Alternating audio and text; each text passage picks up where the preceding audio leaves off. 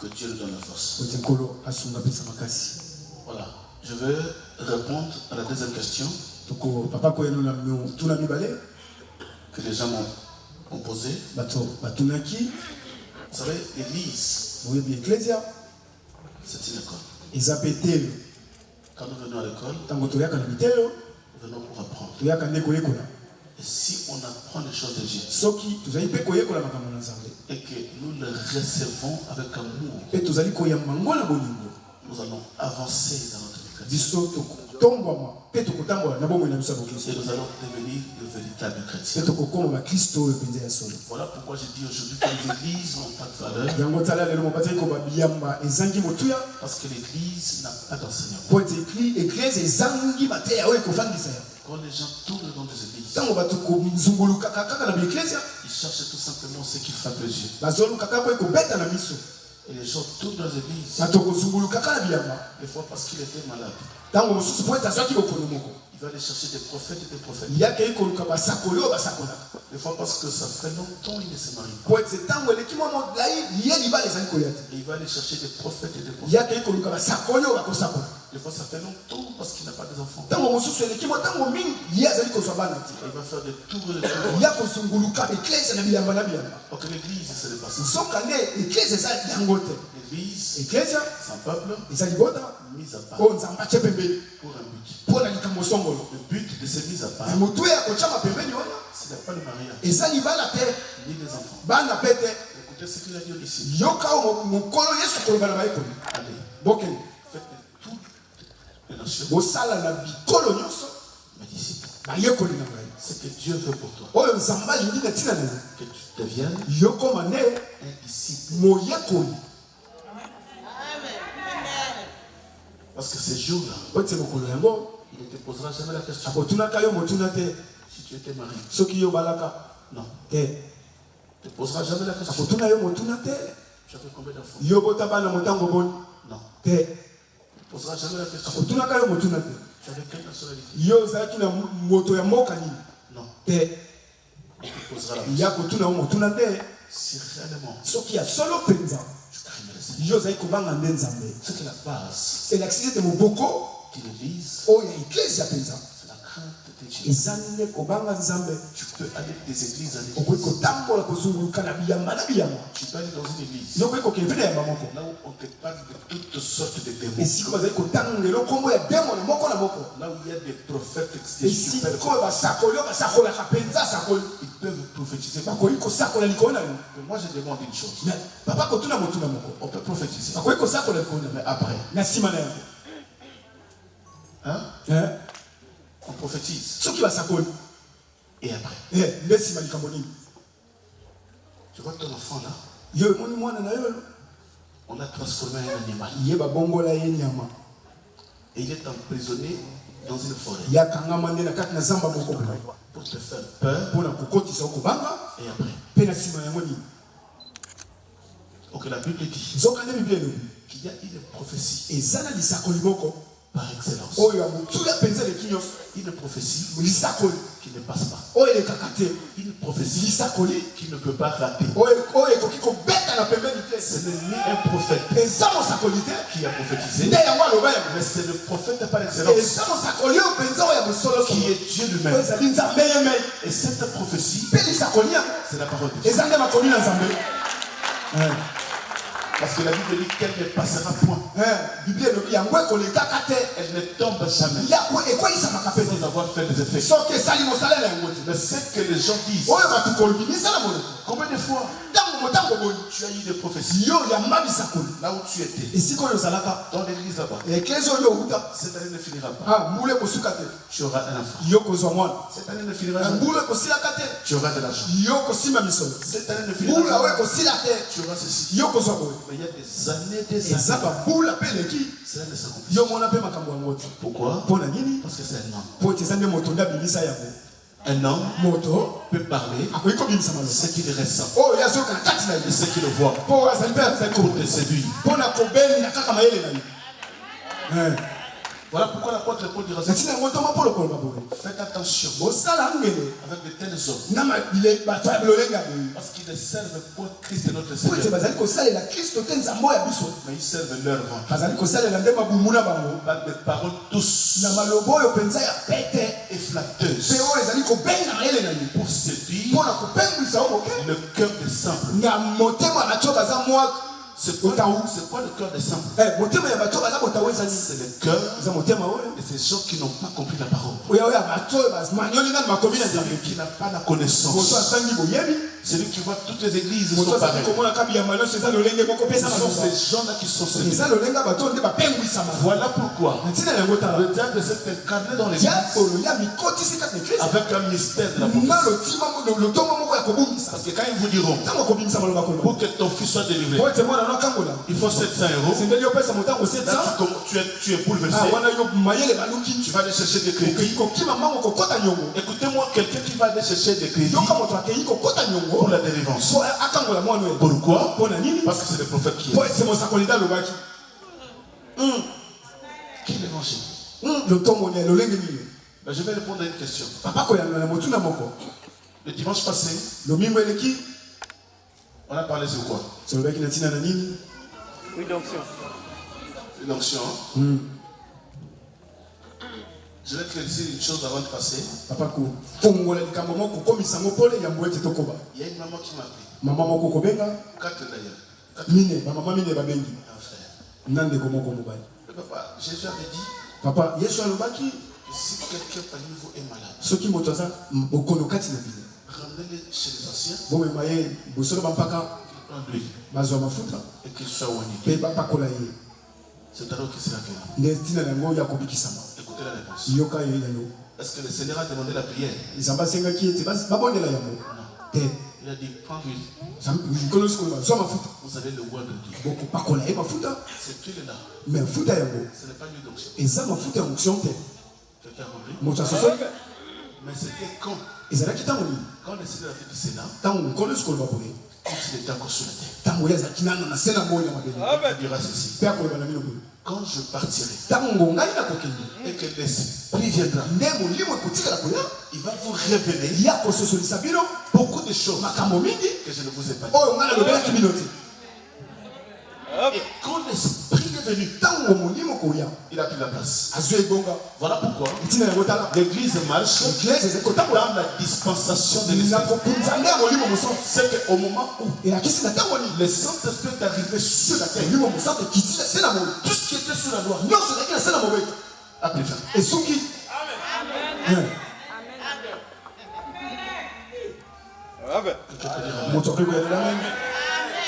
Dis-moi un grand amen.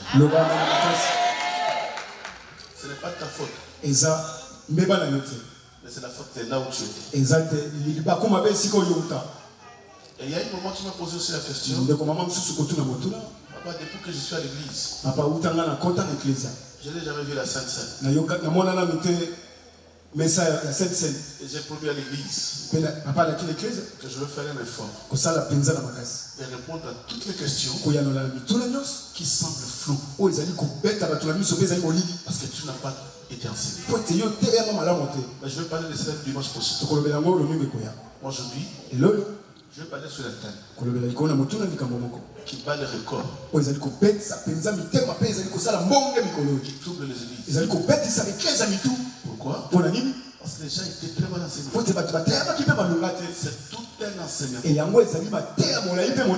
moi, je vais vous donner tout simplement un aperçu. Mais qui sera complet. Qui va t'aider. Ils m'ont posé la question. Papa, est-ce que la Bible est biblique? Parce que sur Internet, mais c'est ça qui circule tout le temps. Il y a des gens qui détruisent la Bible n'est pas biblique. Il y a presque beaucoup de gens qui sont devenus. Écoutez, j'ai dit à l'église, enseigner n'est pas démodé à tout le monde. Tu peux être un prédicateur. Mais la grâce que tu as, c'est l'exhortation. Il y a des autres Il peut passer devant l'église. Il n'est pas un ministre. Mais c'est un serviteur.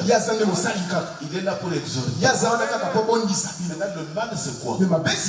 Parce que toute personne qui passe devant l'église pour exhorter, il fait tout simplement devenir ministre. Parce que quand on appelle pasteur, apôtre, docteur, pour lui, c'est des grades. C'est le vénétariat. Voilà pourquoi l'église a défini. Il y a beaucoup de gens qui dirigent les églises, qui prêchent le peuple de Dieu. Ils n'ont pas été appelés par le Seigneur. Et ils n'ont pas été dotés de la totalité. Voilà pourquoi il peut prendre un verset. Il commence à crier sans comprendre dans quel contexte ce verset-là a été prononcé. Et cela n'est pas limité là-bas.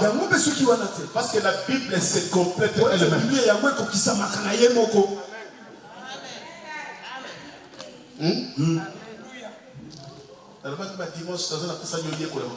Il avait dit les dimanches, il veut que toi tu puisses apprendre les choses de Dieu. On a sillonné, on a crié le feu, le feu.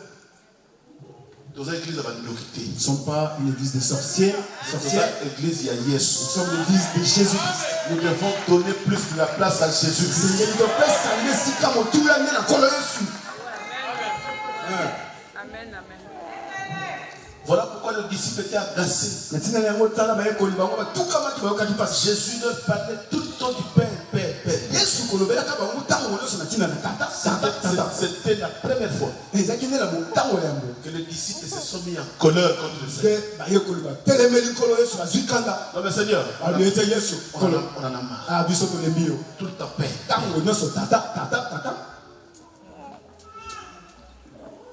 Il dit, mais écoutez ces filles. Montrez-nous le Père. Nous avons besoin de ce Père-là. Et c'est là qu'il nous suffit. Parce que quand j'ai le Père, les démons vont chercher la route. Quand j'ai le Père, la loi de la famille tombera. Quand j'ai le Père, les hôtels vont se renverser. Quand j'ai le Père, les alliances vont être effacées. Mais ce qui est important, c'est le Père.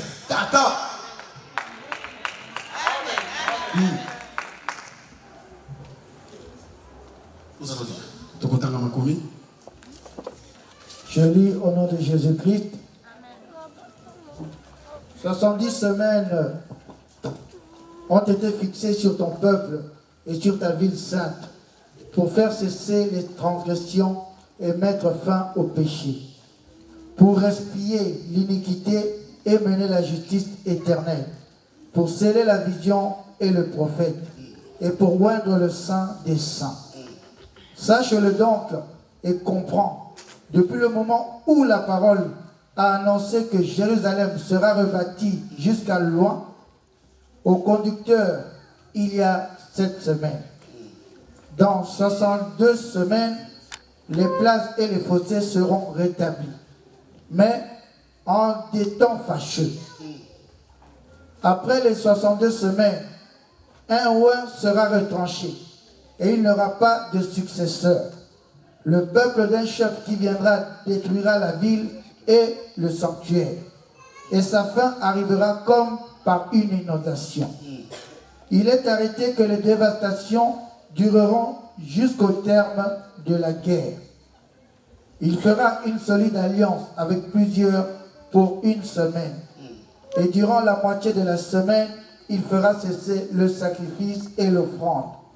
Le dévastateur commettra les choses les plus abominables jusqu'à ce que la ruine et ce qui a été résolu fondent sur le dévastateur. Parole du Seigneur.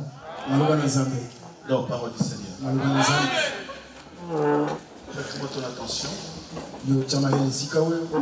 Pendant un moment, nous allons parler de Jésus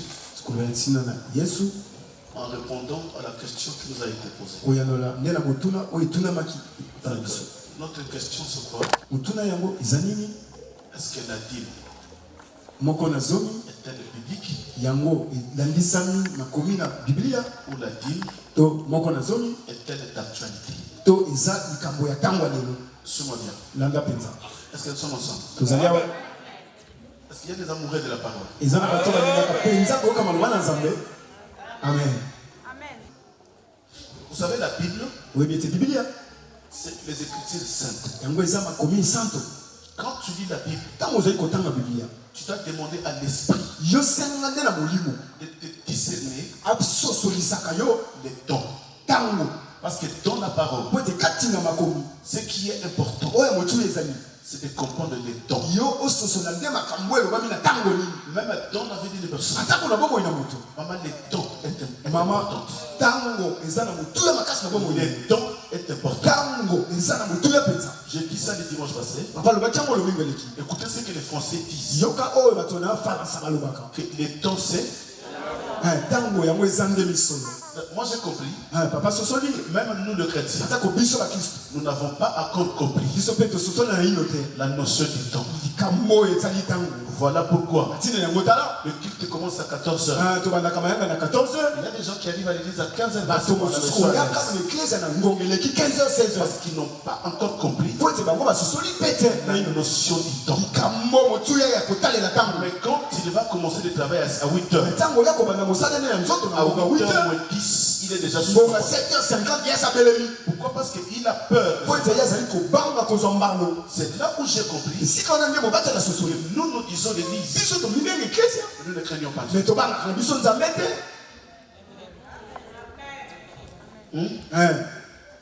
Non, dis-moi amen.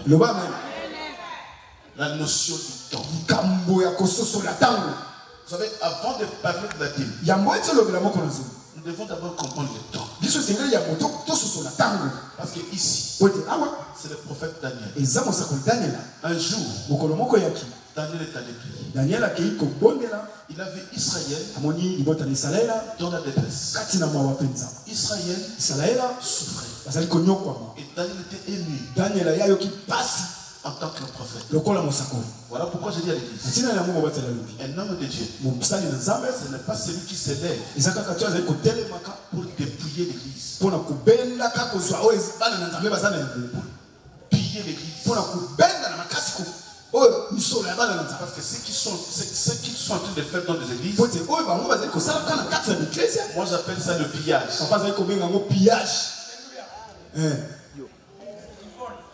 Vous êtes d'accord dans la tête? Tu veux pas ça? Tu ne crois pas ça? Mais écoutez ce que Daniel fait.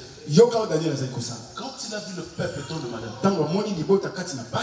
Daniel est monté sur la montagne. Il est allé prier. Seigneur, qu'est-ce qui ne va pas? Je vois le peuple. Maintenant, Dieu commence à prononcer les paroles. Il dit Daniel, sur le temps de la fin. Ici, la Bible parle sur le temps. C'est que l'Église doit comprendre l'état où nous sommes en train de travailler. Si tu n'as pas la notion du temps, tu marcheras comme si quand tu avais 20 ans. Tu vas encore tout faire parce que quand tu avais 25 ans. Quand tu as la notion du temps, et il y a aussi le discernement qui commence à fonctionner. La notion du temps. Tu verras un moment qui a 40 ans, 45 ans, 50 ans, mais qui vit comme une gamine de 18 ans.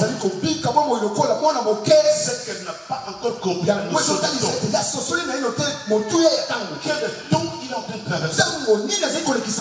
Une femme de 40 ans, mais qui s'habille comme une fille de 20 ans. C'est qu'il n'a pas compris la notion du temps. Voilà maintenant.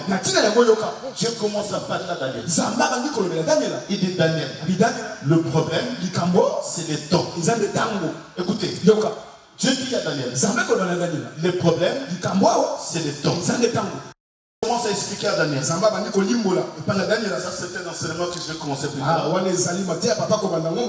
Nous allons parler sur le mystère du temps de la fin. Parce que c'est ça les enseignements qu'on avait au pays quand on avait pris la Dieu. Ce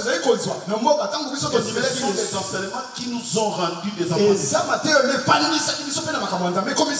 Nous allons parler sur le mystère de l'apostasie. Nous allons parler sur le mystère de l'iniquité. Nous allons parler sur la transmission, la montée du oin. Et nous allons parler sur la préparation de l'église. Parce que l'église doit être préparée. Et l'église est préparée pour l'enlèvement. Et nous allons parler sur l'enlèvement.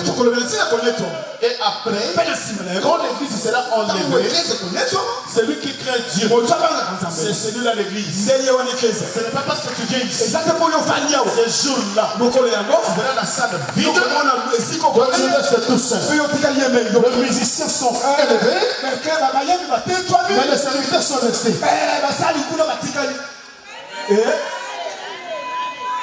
Et après l'enlèvement, maintenant c'est là où Dieu commence à parler à Daniel. Il y aura des temps fâcheux. Il y aura 7 ans. Mais comme Christ, le oint, prendra l'église, ils vont être enlevés. Ils vont aller vivre dans les cieux. Maintenant c'est alors que le diable descendra sur la terre. Il va poser son trône. Là où Christ était. Maintenant c'est lui qui va prendre la place. Maintenant nous entrons dans la grande tribulation. Aujourd'hui tu manges librement. Mais ce jour-là, avant de manger, tu dois avoir une marque de 666. Si tu ne l'as pas, tu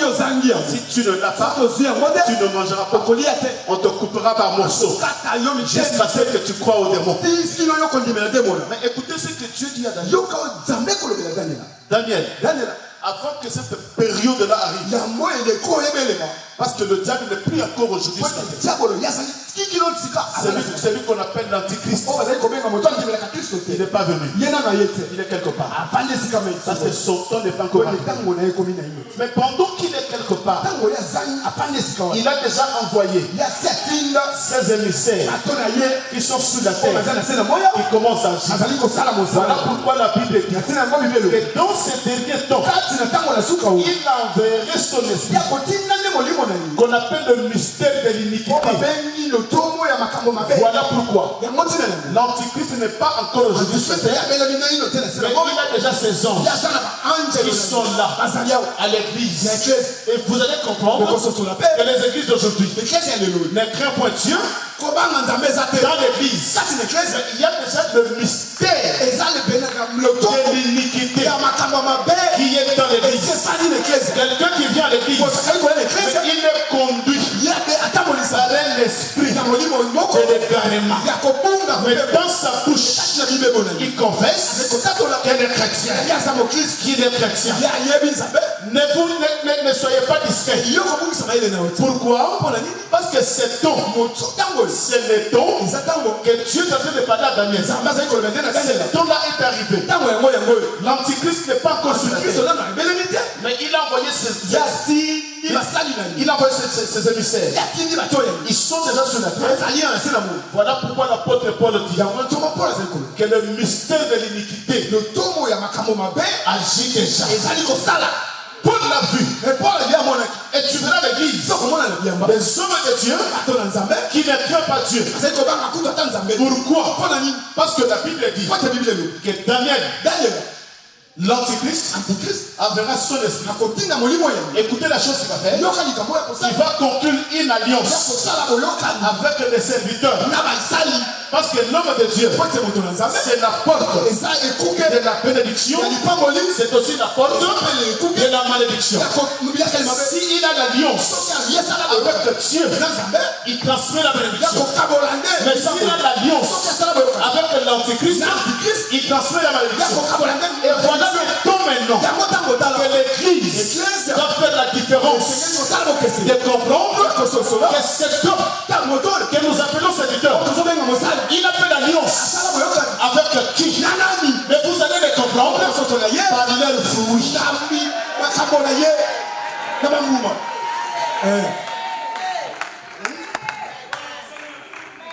Il dit Daniel, voilà le temps.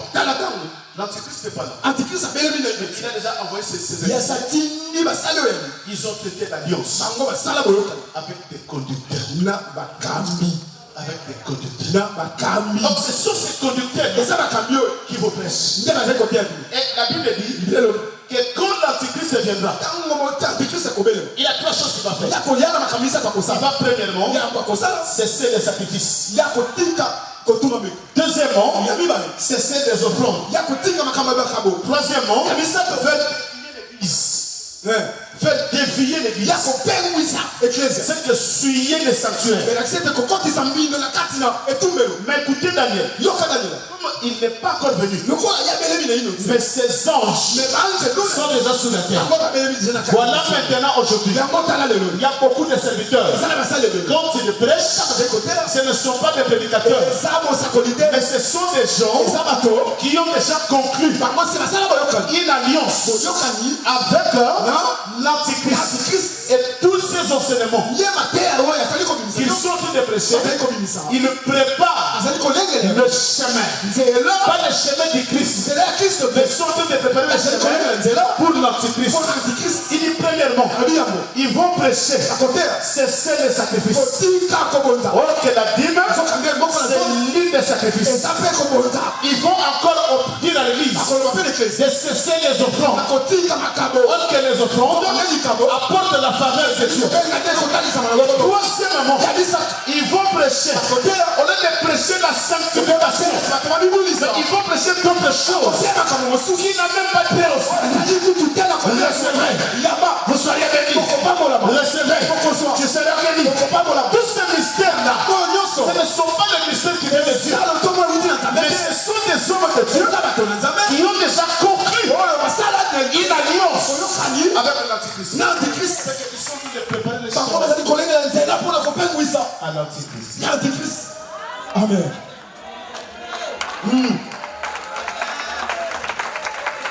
Voilà pourquoi l'église, à chaque fois, maman, quand tu pries, demande du Seigneur. Voilà pourquoi d'ailleurs je dis à l'église, moi je n'autorise pas à mes enfants. Non. Je ne permets pas à mes d'aller n'importe où. Oh non, j'ai été invité là-bas. Ça va, comme tu me vois, moi je fais confiance qu'à une seule personne. À Dieu. C'est tout.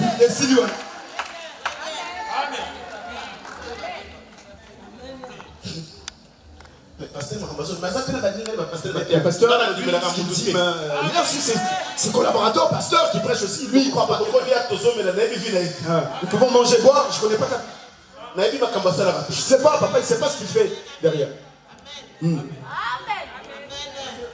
Voilà pourquoi cette chair, je ne donnerai jamais cela à n'importe qui. Papa,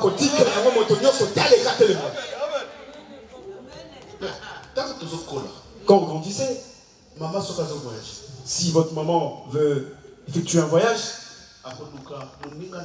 elle va chercher une de ses meilleures amies qui sait préparer, faire de la nourriture comme elle. Il va aller déposer des enfants là-bas. Parce que quand elle reviendra, qu'elle puisse retrouver ses enfants en bonne santé. Dis-moi Amen. Amen. Voilà c'est pourquoi. Tout ce que les gens sont en train de prêcher sur Internet, il y a beaucoup de gens qui ont déjà l'esprit d'égarement. Et maintenant, ils ont la mission d'égarer l'église. Ça, c'est la notion du temps. Et je vais parler sur la Bible. Je vais aller rapidement. Parce qu'on n'a pas le temps. J'ai dit c'est tout un enseignement. Mais je vais vous donner la connaissance en vrac. Et ça va vous aider. Vous savez, quand on parle de la Bible, quelqu'un me suit? Suis-moi, parce que suis bien, parce que tu n'as jamais entendu ces choses, tu les entendras aujourd'hui. Si je te pose la question, tu as fait combien de temps dans ta vie chrétienne? Tu diras 20 ans. Aujourd'hui, tu vas comprendre que tu n'as jamais entendu ça. Mais les loyoko yoka, tu vas au ressort sur laquelle tu n'as jamais entendu ces choses. Quand on parle de la Bible, ce qui va lever la Bible a 3 périodes. Il y a un état ici, il est comme ça. Toi, tu as prêché juste la dîme. On n'a jamais prêché sur quelle période? Vous savez, il y a 3 périodes. Il y a de la création. C'est que d'Adam à Moïse. Cette période-là, ça s'appelle la période de la grâce. La période de la grâce. C'est que l'humanité vivait sous la grâce de Dieu.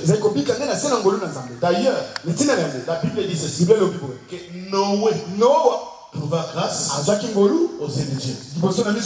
Parce que là, à cette époque-là, la loi n'existait pas. Mais c'était une période de grâce. Mais écoutez, nous allons lire.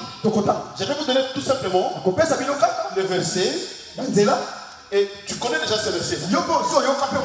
Un jour, Abraham revenait d'un combat. Amen. On est ensemble? Abraham revenait d'un combat.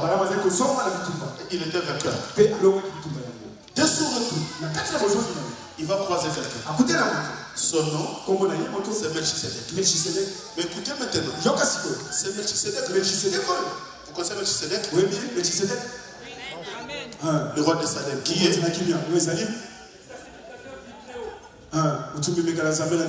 Qui est? Dieu lui-même.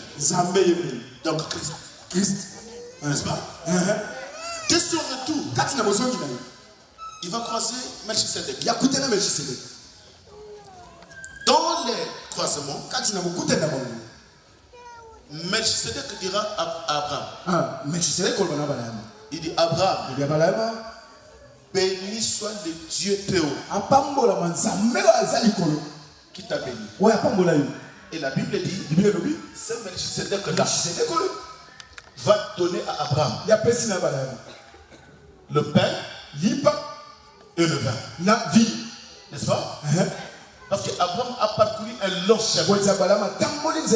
Et Melchisedec a compris qu'il a encore un long chemin. Il lui a donné le pain et le vin. Et quand Abraham a mangé, il a mangé le pain et il a bu du vin. Nous allons parler encore sur le vin. Parce que même quand il a vu le béné bazar. Il y a des gens qui prennent du vin et qui sont nombreux ici. Non, mais c'est l'apéritif. Païen. Non, mais médecin, mais le médecin, il a dit, il a parlé, le médecin, il a prescrit. Moi, je n'écoute pas les médecins. Papa Goyo Kakabonga m'a dit. Même s'il a un cancer de quoi, je ne sais pas. Papa ne les écoutera pas. Mettons seulement le Seigneur. Mais qu'est-ce que toi tu as dit? Toi, tu as dit quoi? Tu le crois? Prends-moi. Mais ceux qui n'ont pas encore utilisé, c'est encore utile. Confond ces médecins. Cette année, je dis cette année. Je ne vais pas confondre. Tout ce que les médecins disent sur toi. Dis-moi Amen. Amen. Non, un grand Amen. Amen à ma place. Mais il peut vivre. Oh, le pain. Moi, je me suis demandé. Mais cet homme Melchisedec, il était en voyage. Mais où il a pris du pain? Où il a pris du pain? C'est que la Bible voulait tout simplement nous expliquer que le pain qu'il avait donné était la parole. Le vin, c'était le baptême de l'esprit. C'est que quand tu y es baptisé, quand tu es enseigné, et que tu reçois la parole, accompagné de l'esprit, il y a quelque chose dessus. Maintenant, à cette époque-là, quand tu lis la Bible, des Genèse jusqu'à Moïse, d'Adam jusqu'à Moïse, avant la loi, la Bible n'était pas enseignée.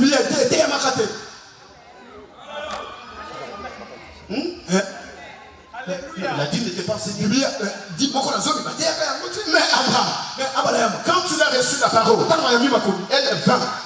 Il a compris. C'est que la parole à cette époque n'était pas dans la Bible. Mais la Bible dit ceci, que la parole était gravée dans leur cœur. Ils agissaient selon la révélation que Dieu les avait donnée. Personne avait enseigné à Abraham la dîme. Mais quand on lui a donné le pain qui est la parole que je vous donne, comme s'il était baptisé de l'esprit. Maintenant l'esprit de Dieu s'est incarné dans Abraham. Il dit Abraham, quand tu as la parole et que tu es baptisé de l'esprit, tu dois donner ta dîme.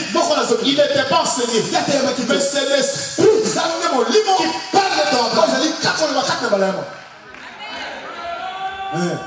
Et c'est alors qu'Abraham a pris la dîme.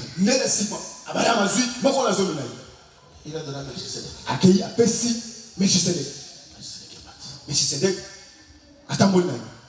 Vous allez comprendre dans la descendance d'Abraham. Il y a encore un enfant qu'on appelle Jacob. Quand il fouillait en chemin, il commence à prier. Il dit Seigneur, si tu me gardes, si tu me donnes de quoi manger, et si tu me donnes de quoi me vêtir, et si je retourne en paix dans la maison de mon père, je te donnerai la vie. Qui lui a enseigné la vie? À cette période-là, on ne donnait pas la dîme pour être payé.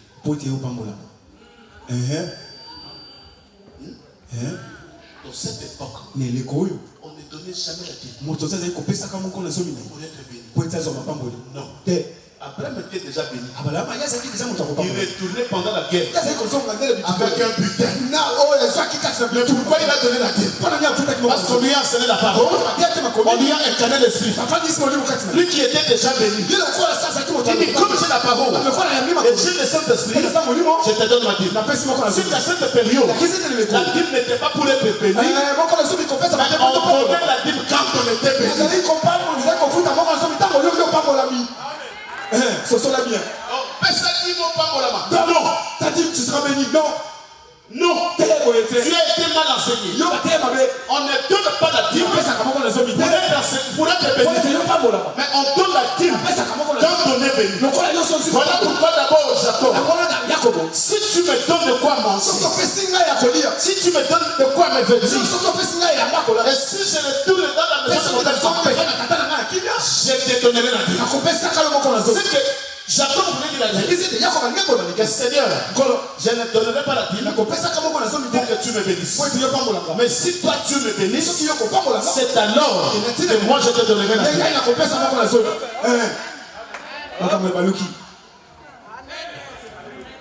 Toi je t'ai très mal enseigné.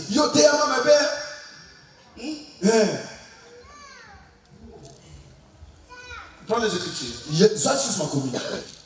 Donc, prends l'écriture là où nous venons d'expliquer.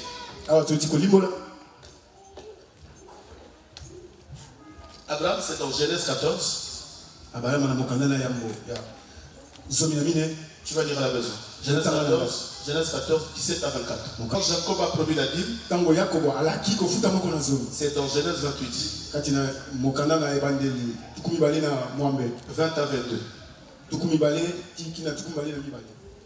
Et voilà, je vais retourner un peu en arrière. Quand Dieu dit à Daniel que l'Antichrist a déjà envoyé son esprit sur la terre, et le mystère de l'iniquité qui agit déjà, c'est que c'est le mystère du péché qui agit déjà.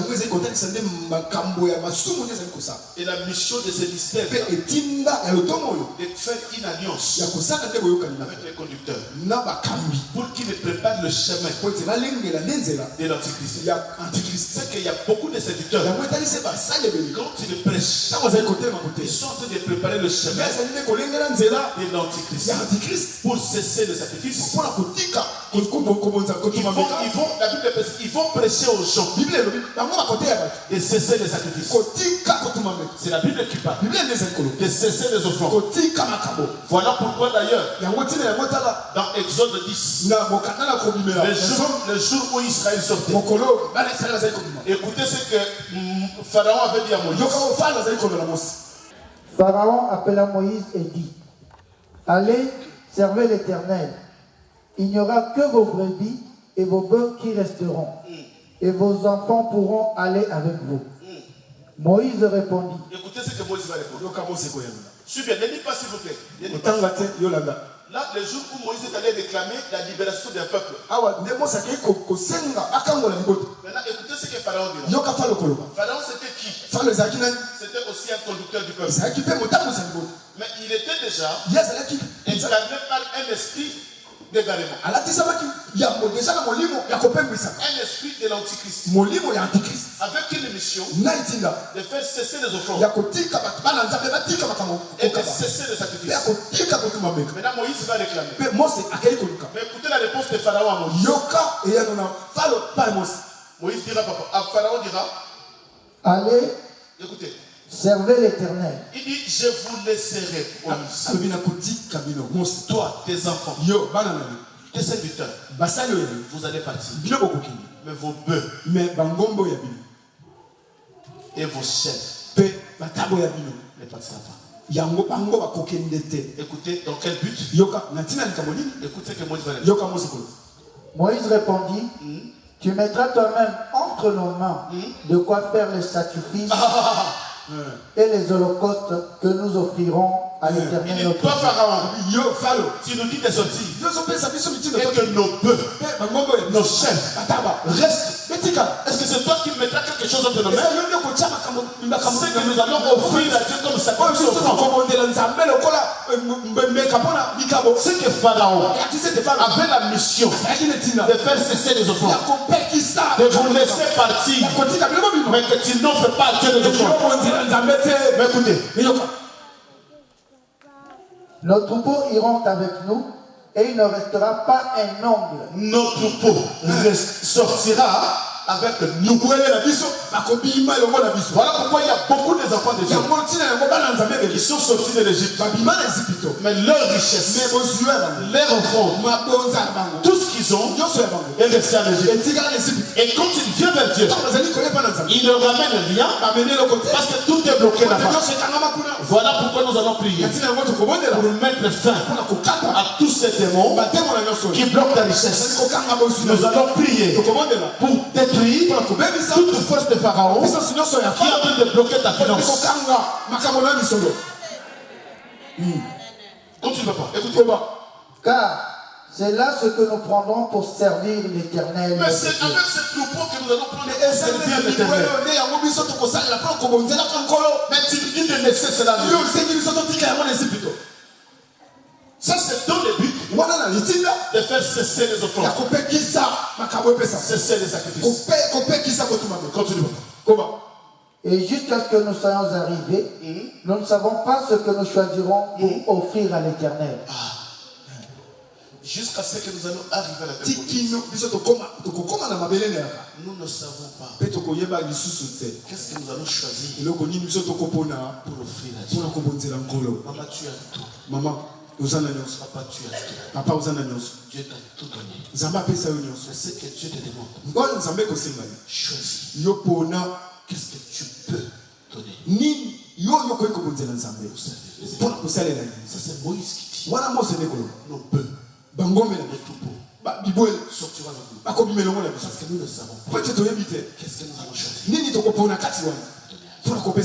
Mais écoutez, maintenant il y a une chose. Maintenant, la première époque, il n'y a que deux personnes. Il y a Abraham qui avait donné sa dîme. Et il y a Jacob qui a promis à Dieu.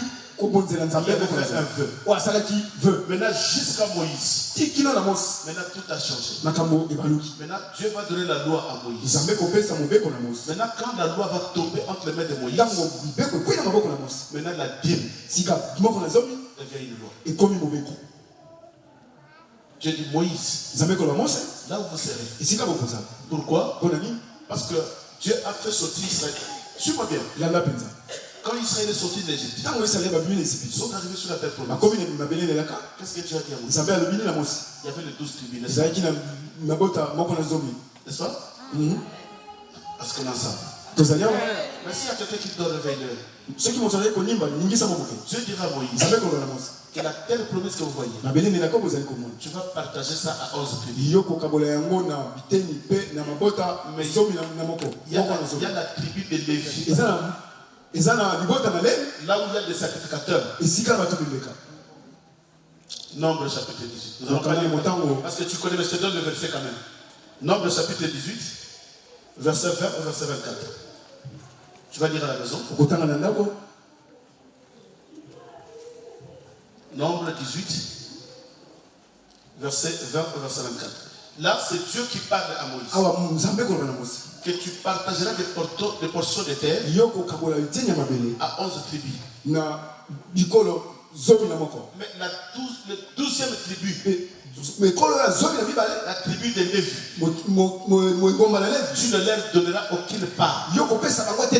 Mais ces Lévites-là, ils vont servir Dieu dans le temple. Est-ce que quelqu'un me suit? Leur service sera dans le temple. Et pendant qu'ils vont servir, maintenant tu diras à mon peuple que ces gens-là sont consacrés dans l'œuvre de Dieu. Maintenant le peuple, parce qu'à l'époque, Israël vivait de l'agriculture et de l'élevage. Il dira tout ce que vous allez produire dans l'agriculture, dans l'élevage, vous allez prendre le 1/10. Vous allez ramener ça vers les sacrificateurs. Et ils vont se nourrir de ces 1/10. Je vais tirer l'attention de l'église. Qu'à cette époque-là, la monnaie n'existait pas. C'était une époque qu'on avait vu à l'école, en histoire, que c'était la période des trocs. On faisait les échanges. Celui qui avait le vêtement, il donnait celui qui avait la nourriture. Il te donnait la nourriture pour manger. Et toi tu lui donnais le vêtement. C'était la période des trocs. Mais comme le monde a évolué, cette évolution-là, c'est dans le monde. Mais écoutez maintenant, on n'est pas des éleveurs, ni des agriculteurs. Même si tu es un éleveur, tu ne prendras pas 1/10 de tes agneaux et que tu ramènes à l'église. Donc pour la facilité, tu vas vendre ça, tu prends l'argent, de 1/10 de tout ce que tu as, tu ramènes pour que le sacrificateur puisse vivre. Mais écoutez-moi un jour, en Israël, le peuple de Dieu, Israël ne donnait pas la dîme. Là maintenant c'est là où nous sommes arrivés. Je vais aller rapidement, je vais continuer. Les gens ne donnaient pas la dîme. Ils ne s'occupaient pas du temple. Comme toi. Tu travailles. Mais tout ce qui se passe ici, il y a des chrétiens qui viennent à l'église et qui ne se posent pas la question. Comment payer le loyer? Les chrétiens qui ne se posent pas la question. Mais comment les autres de Dieu vivent?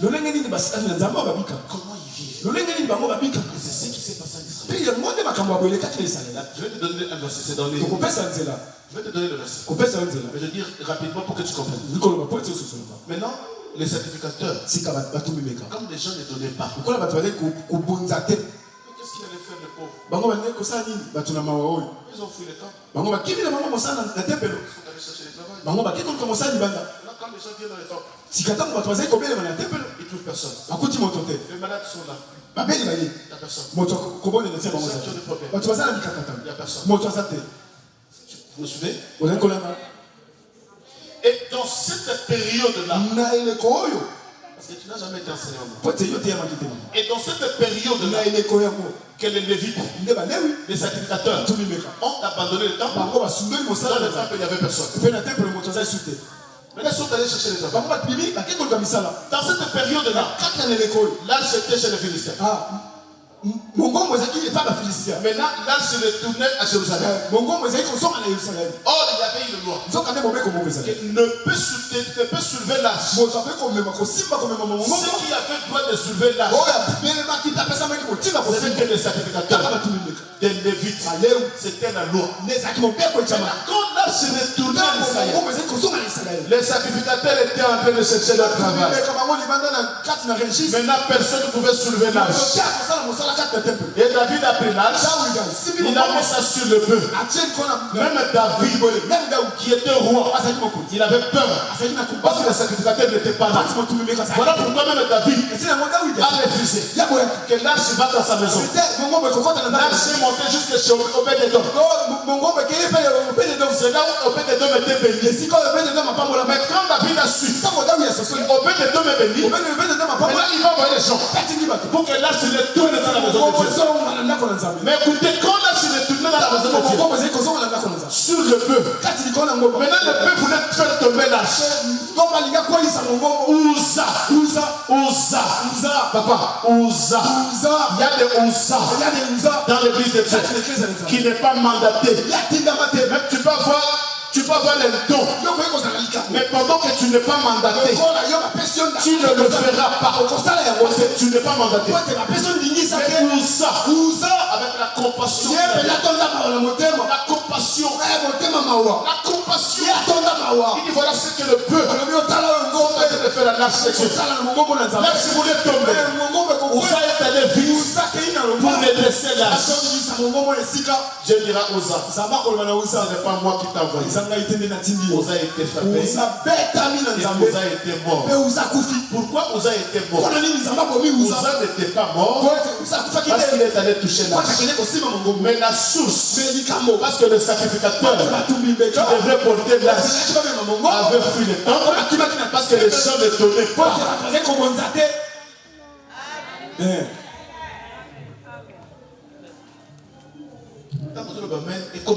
Quand tu dis Amen, que là, ça devient une vie. Vous savez comment est arrivée la mort de Ouza? C'est comme Simeon qui dit papa il a ses enfants, sa femme. Maintenant tu vas appeler, papa il va prier au téléphone avec toi, et après papa il va rentrer au bâtiment. Quand Codis regardera papa il part. Lui-même il va se dire bon, moi-même je vais prêcher. Donc il commence à prêcher. Quelqu'un en train de partir jusqu'à ce que non il tombe. Parce qu'il n'est pas mandaté. Vous allez le faire tuer inutilement. Il devient Ouza. Montre ce souvenir. Et c'est dans cette période-là, dans cette période que Dieu maintenant va dire par la bouche de son prophète. Il vient ici écouter Israël. Dans cette période, vous me trompez. La nation tout entière. Voilà maintenant mes sacrificateurs ont foutu. Parce que vous me trompez. Écoutez ce qu'Israël dit. Là nous sommes dans Malachie. Malachie a été écrit. Malachie 3. C'était à cette époque de la mort de Ouza. Dieu dira, vous voyez maintenant Ouza est mort. Pourquoi Ouza est mort? Parce que vous me trompez. Israël se pose la question. En quoi avons-nous trompé? Maintenant Dieu dira, par les dîmes et les enfants. Et vous êtes frappés. Continue. Vous êtes frappés. Voilà maintenant à cette époque-là maintenant. Maintenant la dîme a changé. Maintenant quand tu donnes la dîme, il dit, vous allez voir. Parce que pendant que les sacrificateurs ont fui le temple, c'est comme si le ciel était fermé. Parce que Dieu ne pouvait pas parler au peuple. Dieu devait parler à ses serviteurs. que les serviteurs transmettent les messages. Les sacrificateurs avaient vu. C'est qu'il n'avait pas une bouche de Dieu. C'est que le ciel était fermé. Maintenant Dieu va dire au peuple, essaye-moi si je n'ouvre pas.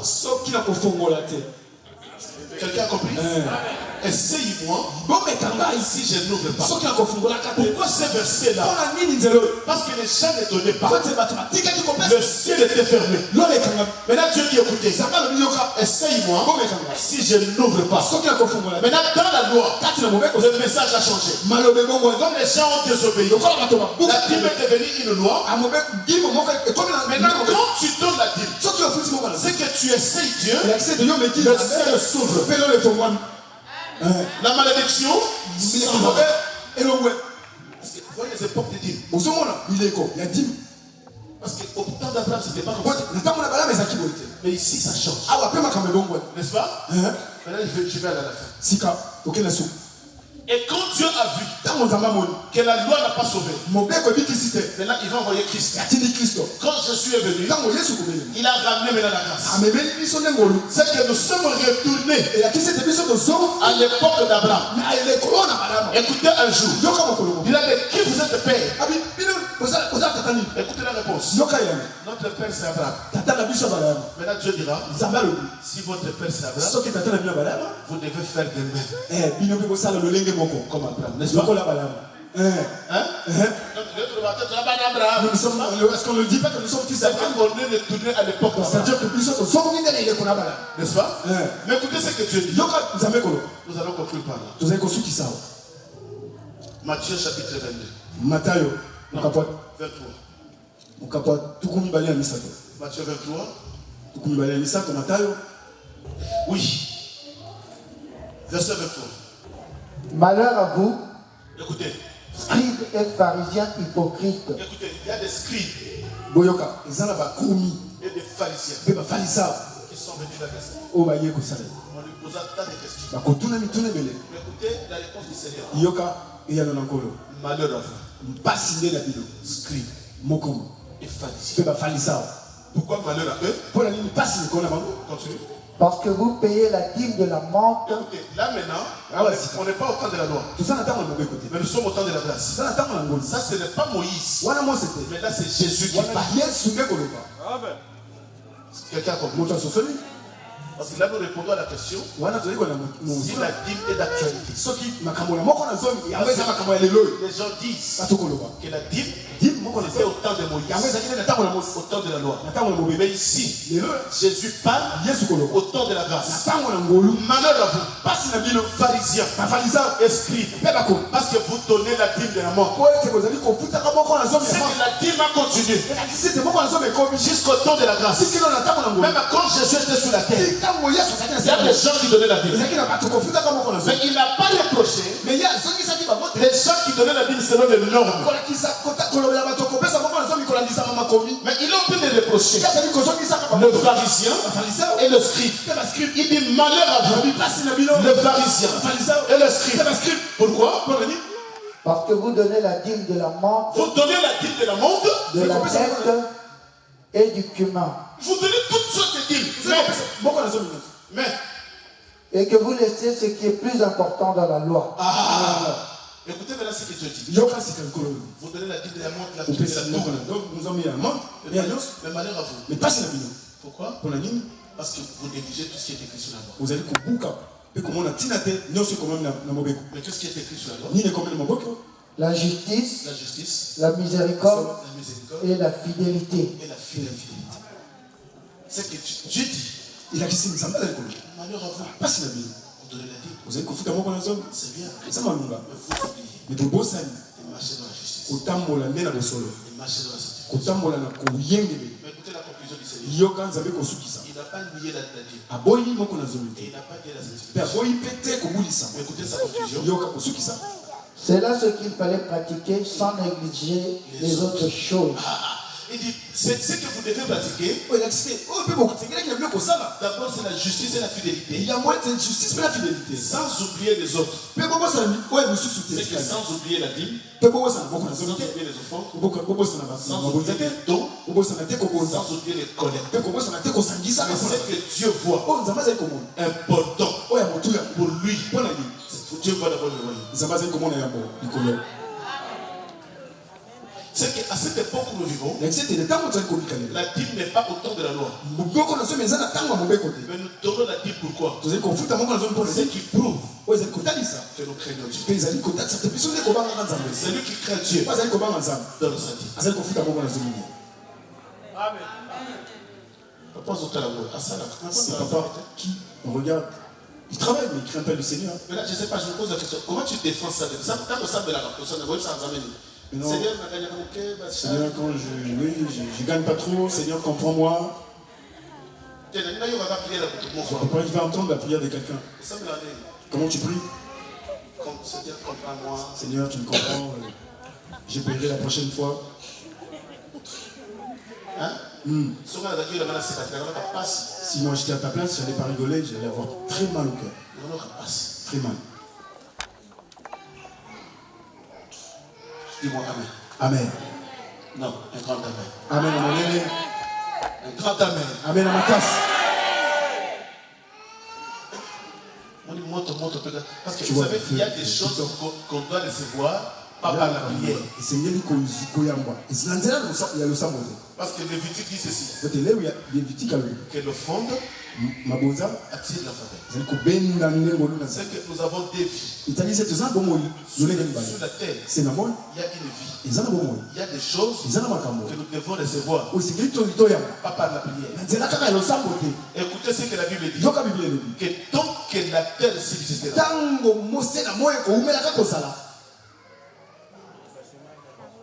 la semaille, la moisson ne s'arrêtera pas. Mais voilà la mission. La mission de l'Antichrist. Il vient pour arrêter la loi de la semaille. Arrêter les sacrifices. Et arrêter les offrandes. Tu sais, le premier sacrifice que le diable a fait arrêter, c'est quoi? Parce qu'il a déjà fait arrêter les sacrifices. Vous savez ce sacrifice-là, c'est quoi? C'est Romains 12. Qu'est-ce que la Bible dit? Offrez à Dieu vos corps comme un sacrifice. Ok, quand le diable vient, il a la mission de faire c'est quoi? Les sacrifices. Voilà pourquoi aujourd'hui le diable a enseigné au peuple de faire cesser les sacrifices. C'est que ne pas donner ton corps à Dieu. Tu vis toujours dans le péché sur le péché. C'est que la mission du diable est déjà accomplie à toi. Il t'a fait cesser les sacrifices. De prendre ce corps et donner à Dieu comme un sacrifice. Or, un corps qui devient sacrifice, l'impudicité ne passera pas. La fornication ne passera pas. Parce que mon corps c'est un sacrifice.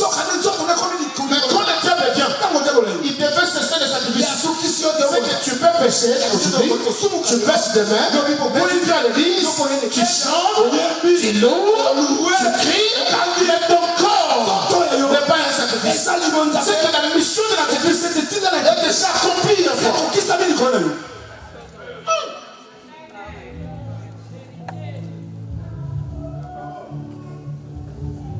Dis-moi Amen. Amen. Est-ce que quelqu'un a compris? Hein? Lève-toi maintenant. Nous allons dire à Pharaon. Nous allons dire à Pharaon. Tout ce que lui il a prononcé. Que vous allez sortir, allez-y. Toi aussi tu es déjà parti, tu es sorti. Tu es venu. C'est-à-dire tes offrandes. Toutes tes dîmes. Toutes tes finances sont restées dans le monde des ténèbres. Voilà pourquoi. C'est pourquoi tu vois. Tu cherches d'être stable. Cela ne vient pas. Même si tu commences un petit commerce, rien ne va de l'avant. Tout ce que tu fais, cela n'avance pas, ne marche pas. Tout ça pourquoi? Parce que tu es déjà sorti. Tu es déjà sorti. Tout ce qui t'appartient, cela est resté là. Parce que Pharaon a dit. Parce que Pharaon il sait. Que ce que tu as bien. Si tu acquiers un bon travail, tu vas payer tes offrandes. Tu vas payer tes dîmes. Il a pris tous tes avoirs. Il les a bloqués là-bas. Mais Moïse s'est révolté. Mais Moïse a télémi. Ils nous sortiront avec nos bœufs. Je veux qu'aujourd'hui, la manière que tu vas sortir d'ici, tu vas sortir avec ton boulot. Tu sors avec un CDI. Tu vas sortir avec ton travail. Tu vas sortir avec les papiers. Parce que le diable ne sont pas faits sur papier. Si tu donnes le papier, tu auras mon boulot. Je te bloque la route. Allez, regarde ta vie des finances. Comment tu vis? Tu es en Europe. Mais tu vis comme si tu étais en Afrique. Tout ce que tu fais n'avance pas. Tout ce que tu fais ne marche pas. Tu vis dans des blocages. La vie des échecs. La vie des échecs. Pourquoi? Parce que Pharaon a déjà bloqué le bœuf, ta richesse, ton travail, ton CDI. Tout ce que tu peux avoir, tu peux juste ton cœur. Donc tu as tout fermé. C'est Pharaon là. Aujourd'hui, il va libérer. J'ai dit c'est Pharaon. Aujourd'hui, il va libérer. Nous allons mettre fin au règne des chômages. Mettre fin au règne des échecs. Nous allons mettre fin au règne de la malédiction. Mettre fin au règne des blocages. Qui bloque ton CDI? Pourquoi tu ne peux pas avancer? Qu'est-ce que tu as fait?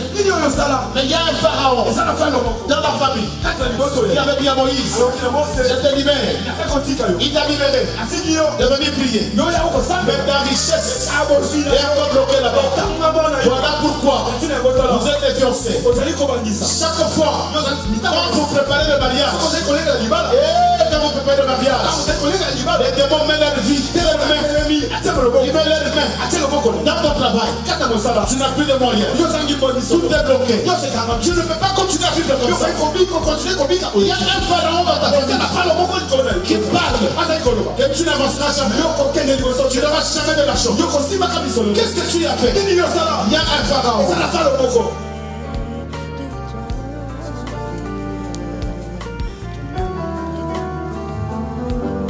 Je veux que tu reçoives la grâce.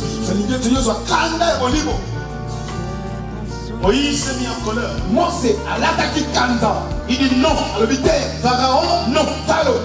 Nous sortirons. Nous et nos peuples. Parce que nous ne savons pas. Qu'est-ce que nous allons chercher pour donner à Dieu? Voilà aujourd'hui. Tu ne peux rien donner à Dieu. Parce que ta richesse est restée là-bas. Tu as des soucis. Et donner à Dieu. Mais tu ne peux pas. Parce que tout est bloqué. Tu as des soucis. Et offrir à Dieu. Mais qu'est-ce que tu peux lui donner? Parce que tu n'as pas un travail. Même si tu commences un travail, il n'y a que des remplacements. Tu ne peux pas trouver un CD. Pourquoi? Parce que le monde est ténèbres. Pharaon a mis sa main sur ta vie. Nous allons prier.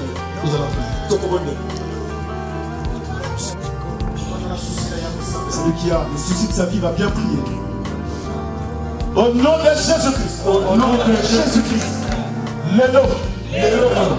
Lélo, aujourd'hui, la bien-aimée, je me lève. Je déclare, Pharaon Nyos, Pharaon, Oya famille Nanga, Oya Telema, celui qui s'est levé, Oya Lingité, celui qui ne peut pas, Banabima, que je peux sortir, Nabosi Nanga, Namusala Nanga, la richesse Nanga, Lélo, la zone mettre fin, je réveille, la reine Nyos, la blocage à finance, la zone mettre fin, la reine Nyos, la facilité, la zone mettre fin, la reine Nyos, Oya Satana, au nom de Jésus, avec les malades de Samuel.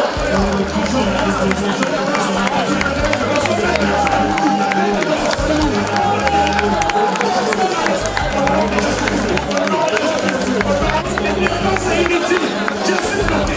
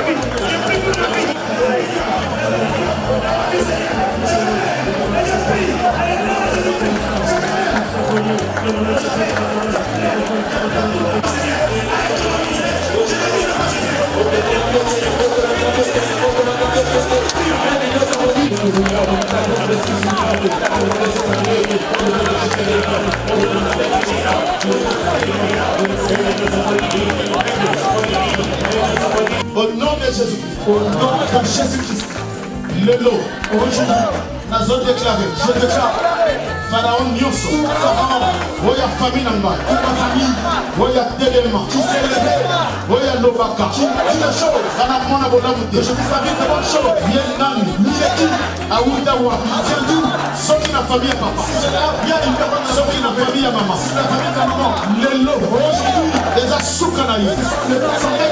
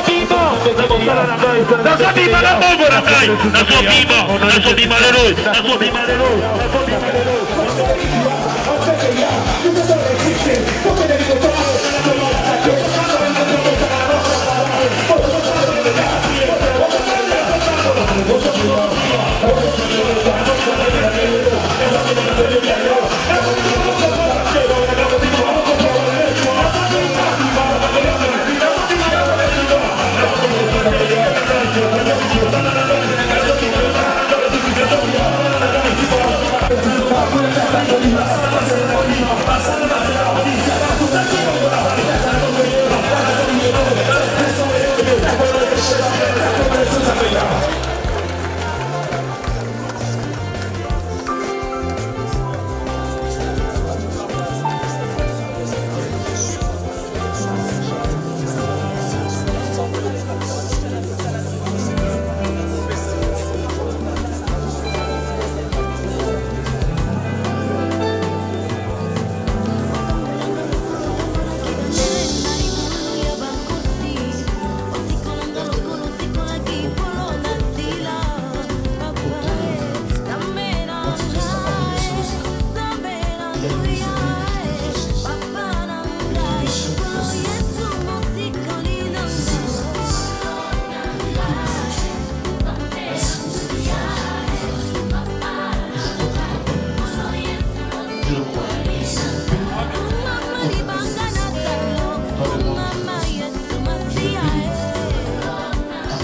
Nous